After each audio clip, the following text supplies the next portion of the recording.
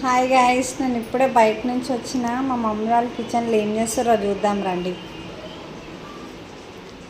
అరే ఏదో చేస్తున్నట్టున్నారు.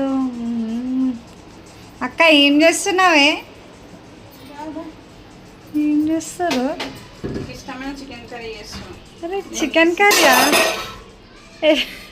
ఎట్లా చేయాలో మా వ్యూయర్స్కి కూడా చెప్పావా?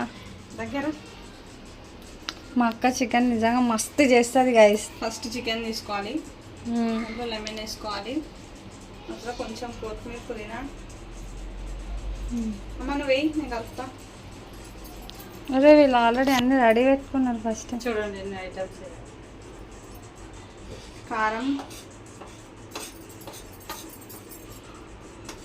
ఉప్పు,